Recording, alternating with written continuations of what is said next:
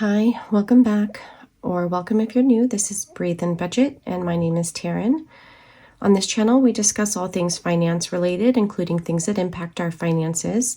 I use the zero-based budget method. I do use cash envelopes as well as fun savings challenges to meet our financial goals. So if any of that is of interest to you, go ahead and hit that subscribe button, give this video a like, and let's get into today's cash stuffing.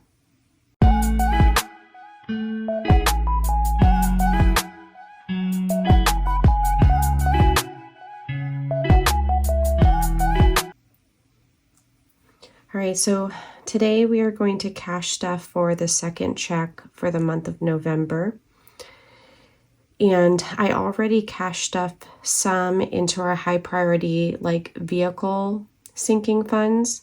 So I won't be touching on those today, but today I'm going to be cash stuffing $1,555. I want to knock out our essentials binder first. All right, so let's get into it.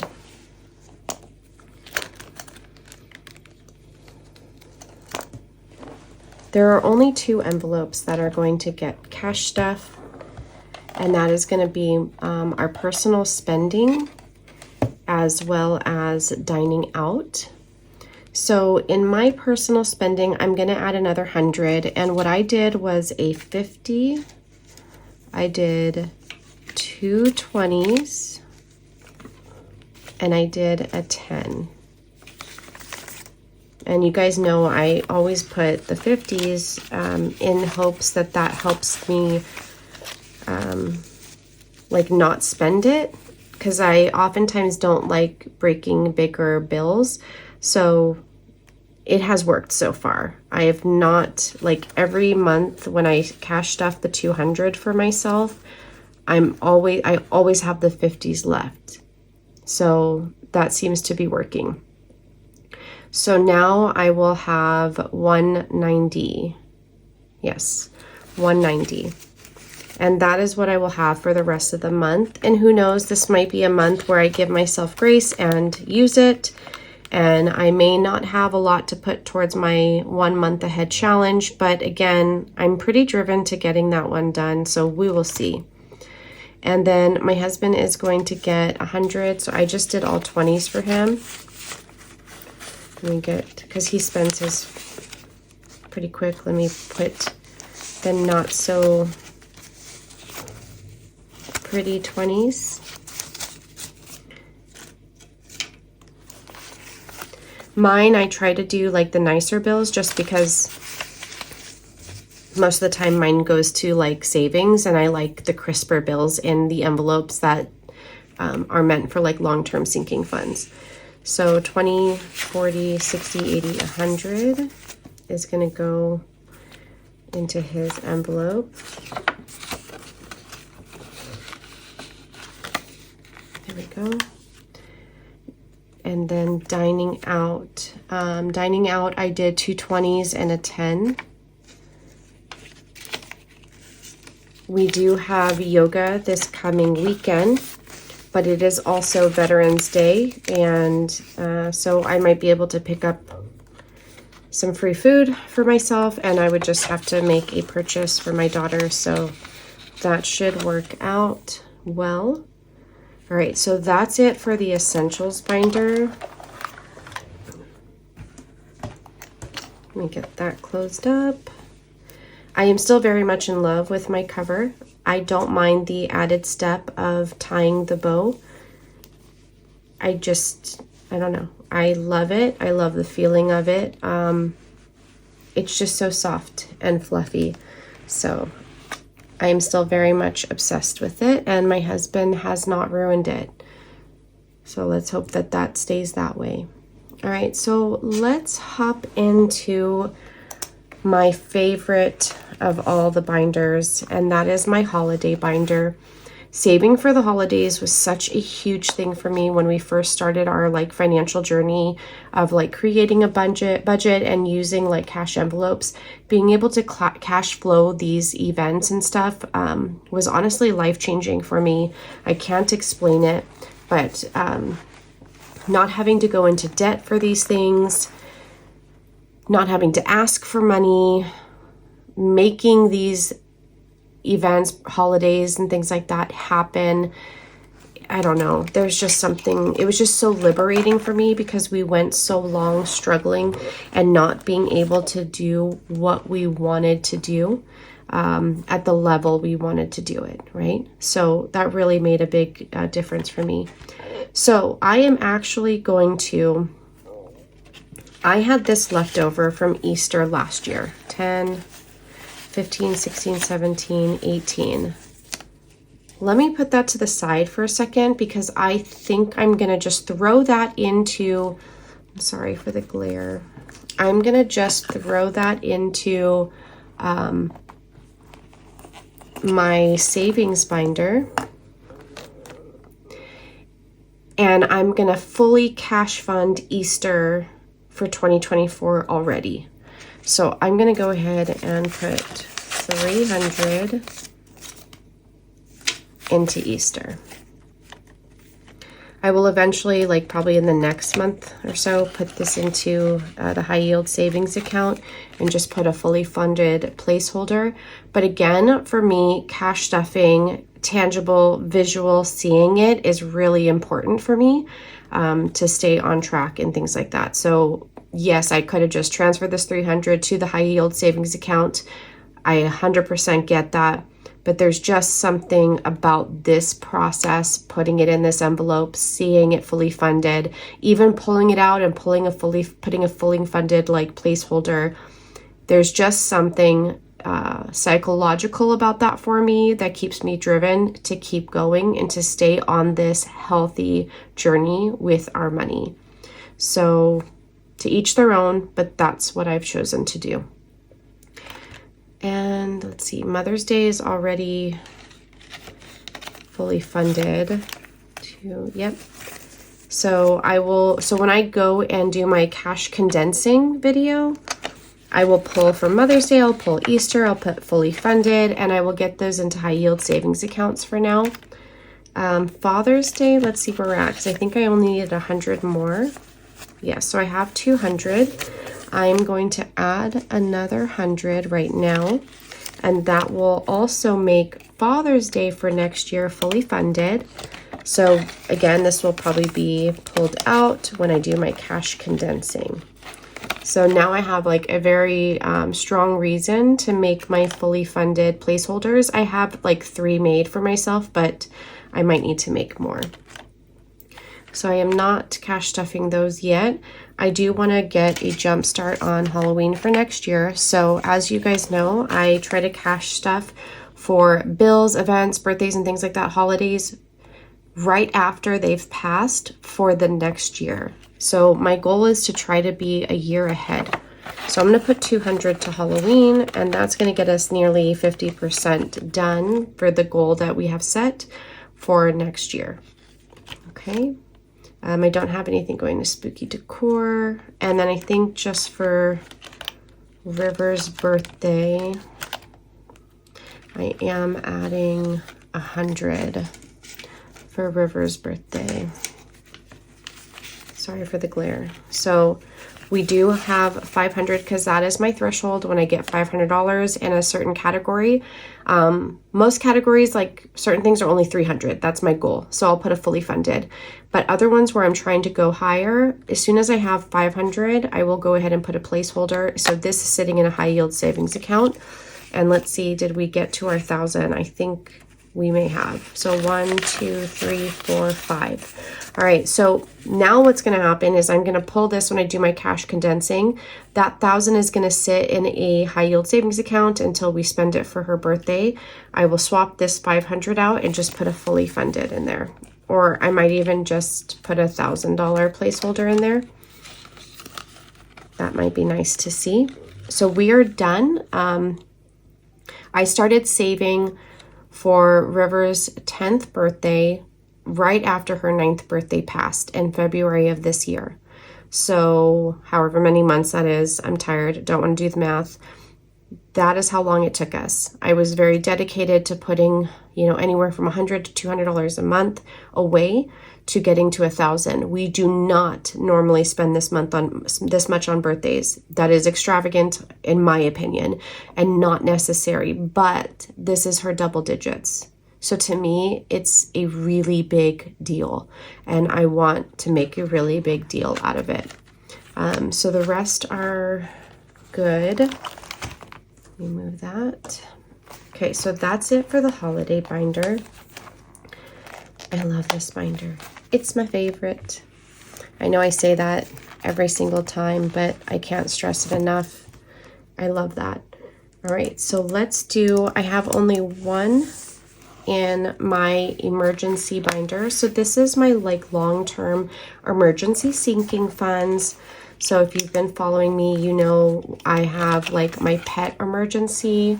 I have a car emergency. I have home emergency, which you can see has no money in it anymore. I had to pull what I had in cash from that envelope and pull a little bit from what I have from the high yield savings account to fix our oven. So if you've been following me, you knew that the heating element or whatever causes it to get warm, not the igniter, but it wasn't heating up. The stovetop worked, but not the oven. So I had Sears come out, one of their technicians, that was $105 to troubleshoot. He changed the igniter, thought that's what it would be. It wound up not being that. So he put our old igniter back in, which was fine. I'm not going to purchase a new one if it's not necessary. But then he talked to someone on the phone, his boss, I'm assuming, and they've said it was the control panel. So I'm going to post a picture of what that looks like, probably up to the left. It's this unit. So here's my PSA for you for today. He offered to replace it and fix it, but the cost would be $650. That $105 that I paid for him to come out would go towards it. Still, we were looking at over $500. So I asked him, like, would you mind telling me, like, the part number? I wanted to see if Sears online parts was any cheaper and would they match their online. Well, it was cheaper, but I guess they don't match it because the technician company is different than Sears, if that makes sense. Maybe they're contracted. So I, with the part number, went and found it on Amazon. And on Amazon, I found it for $204. So that $204 plus that $105 is what I spent to fix my oven. That was cheaper than what they were going to quote, what they quoted me to fix it themselves, because the part with them was like $500 and something, right? And B, cheaper than if I bought like a new oven. And so we purchased the part, my husband swapped it out, and y'all, we used the oven for the first time in a while. And right in time, in case we do have to cook for Thanksgiving, again, still at this time, no invites to a Thanksgiving dinner, but so if I wind up cooking, or we may just hop over to Marie Callender's and enjoy a Thanksgiving meal, or we might even do something completely off and just go grab some sushi. I don't know, but we have an oven and that means a lot to me. So yes, this envelope is empty right now. You're right. I have a little bit left in my high yield savings account, but it is empty. I have an oven that works. I didn't have to use a credit card. I didn't have to pull from another, savings. I funded it from the savings that was intended to be used for such situations. So that makes me super happy. So that's my little story and my PSA. Shop around. Find, if you have to talk to different companies, get different quotes, or if you are savvy yourself or know someone who can like fix these things for you, try to buy just the part and find it cheaper and save yourself some money. All right, so for pets, we are going to add 195. So I did 150, 50, 70, 95. Okay. So I know that's like an odd number, but basically it was what I had left after funding everything else. It's what I had left to work with. All right. I have this odd one in here. I might pull that one. No, I'll just keep it for now. All right, so we have 500 in the bank, because again, that's my threshold for depositing in the bank. So we have 500, 600, 700, 800, 900, 1,000. So that'll be another placeholder. So that's 1,000, 100, 250, 270, 290, 310, 330, 340, 546, 346. So I have $1,346 in our pet emergency. And I do want to get to 3,000 in this. So my goal is to hopefully try to get to that before the end of the year. We'll see if that can happen. That would be, I mean, that would just be beautiful if I could get that to happen. So we'll see. And then I will continue to grow the vehicle emergency as well as the home emergency. Those two I want to get to 5,000 each. And then I do want to aggressively save for, I had it in my mind to do 6 months ahead on everything, like our fixed and variable expenses, which would be about 20K. But I think that I'm going to break that up into like 10,000 and then save another 10,000. Sometimes you have to save in increments just to make it more tangible and to increase motivation. So it just kind of depends on what works for you. If it's better for you to just focus on the larger number, then go ahead. If you want to see results, like you are fully funding that first goal and keep going, then do that. So it's kind of like people will do that with like paying off debt or even weight loss. They're like, my ultimate goal is, let's say I want to get to 150 pounds. And let's say they're at 200. I'm just saying, throwing numbers. Their first goal should be, I want to get out of the 200s and into the 100s, right? Then when you meet that goal, maybe you can say, okay, I want to get out of the 190s into the 180s.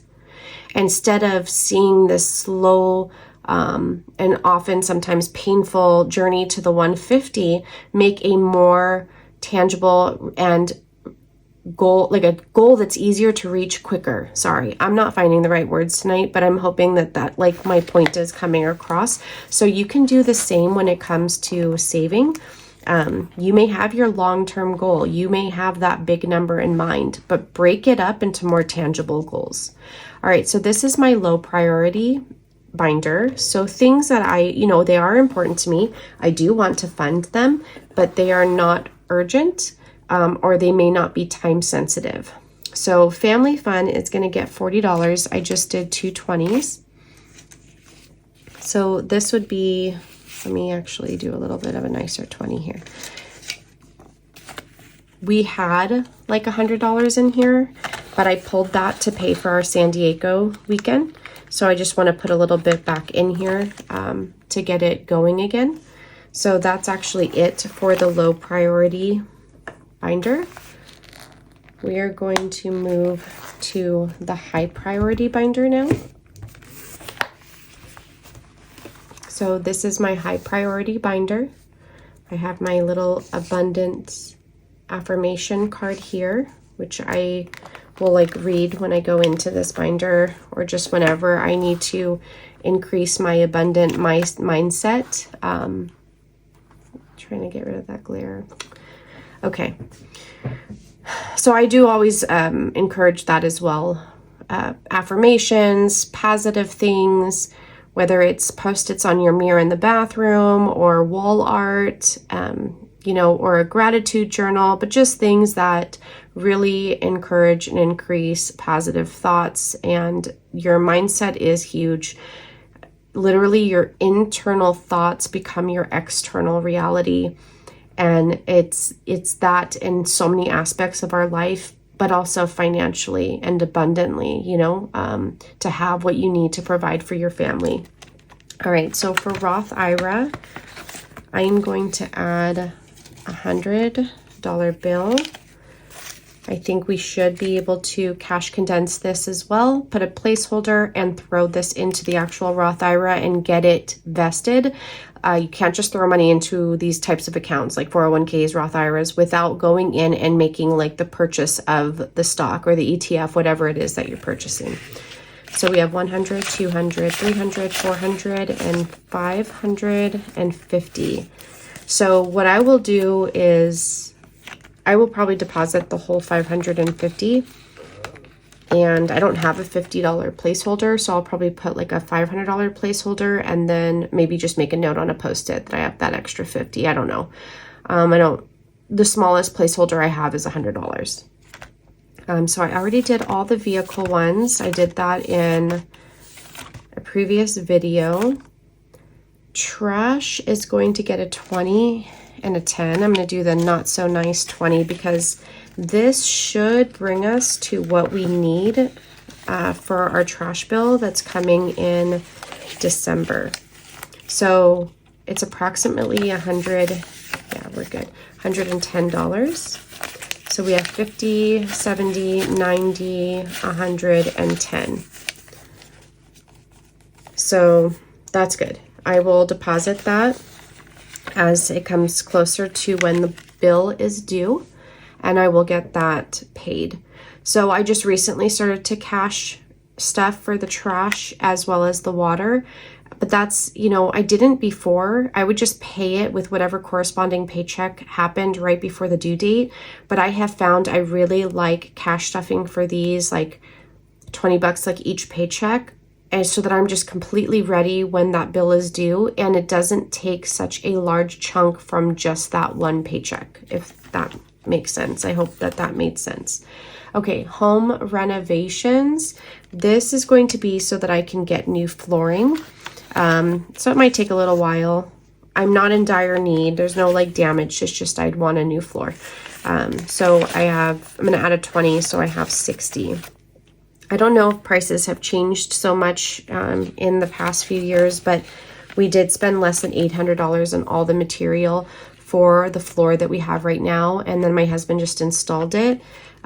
This time around, it'll be having to purchase the flooring as well as labor. So I'm definitely thinking it's going to cost, if not double, like maybe even a little bit more to do that. Okay, so the ring alarm.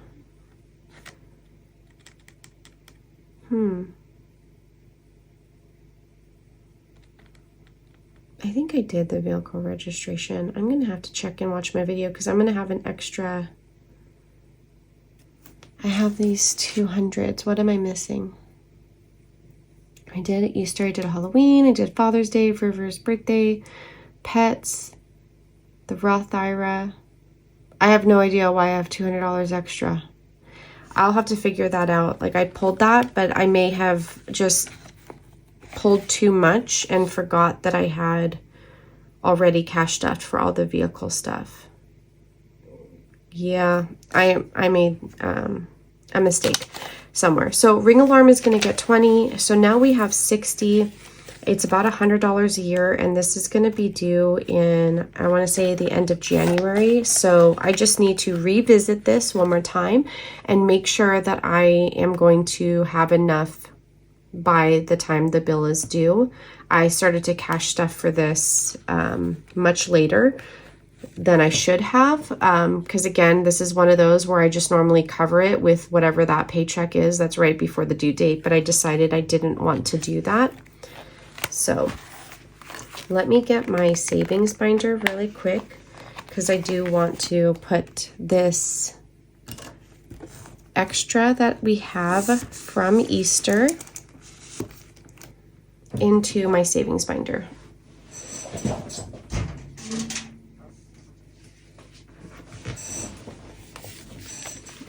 All right, so let's see what we can do. It's just like my hodgepodge of savings challenges that I have from other like Etsy shop owners and fellow budgeters. All right, so we have, let's see, the baked croissants. I have 18 to to work with.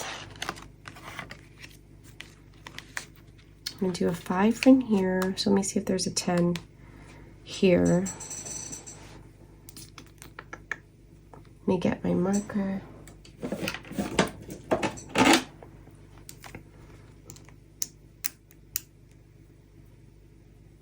I don't know if I have another 10 here.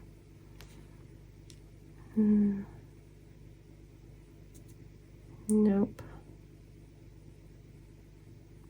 Okay, so then I will just, I only have 1 5 left. Okay, hold on. So I might not do this one because I really want to add to my $5 slasher. So I will put this 5 in here. I don't have my pink marker, so this one is going to get colored in black, which is fine. So let's go ahead and add this 5 to my $5 slasher challenge. So now we have 5, 10, 15, 20, 25, 30. And then I think this one you'll have $150 once we're done. Let's see. Yes, 150. Sorry, the glare. 150. All right, so I did September, October. All right, so let's go ahead and add a $10 bill to this. I'm not going to count this just yet. Maybe at the end of the month when I'm able to add more to it. But I will add a 10 there. And I have 3 ones left. And I don't think I have another $3 on my easy peasy lemon squeezy. So what I will do is I will choose a $2 and a $1. And I will add this 3. 5, 6, 7, 8, 9, 10, 11, 12, 13. When I'm done with this, I will have 75. And I've said it before, I'll say it again in case you are new. I don't know exactly what I will use these for. It could be to just, you know, finish off and fully fund like a cash envelope for a long-term sinking fund, or maybe to like our vacations. I don't know. We'll see. But it's just, for me, these are like fun to do. So again, motivational. So I think that's why a lot of people love savings challenges like that, just because it is motivational and it's fun. So it encourages you to save more. And I am going to have to figure this out. Like, why do I have $200 extra?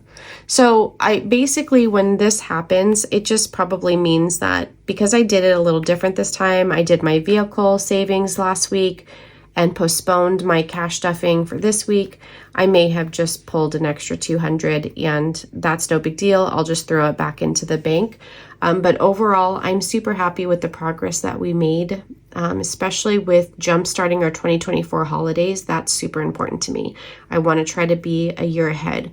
So if you have not thought of doing that, comment below, but I'm going to encourage you to take $5, $10, $20, $100, whatever you can spare.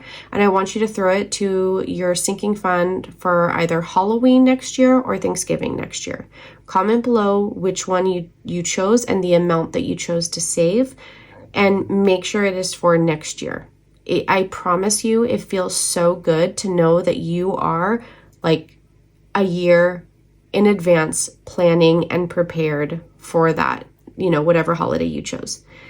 So thank you so much for spending time with me, and I really hope that my videos are educational or motivational in some extent, and that they help you. And I will see you guys in the next video. Thank you so much. Bye.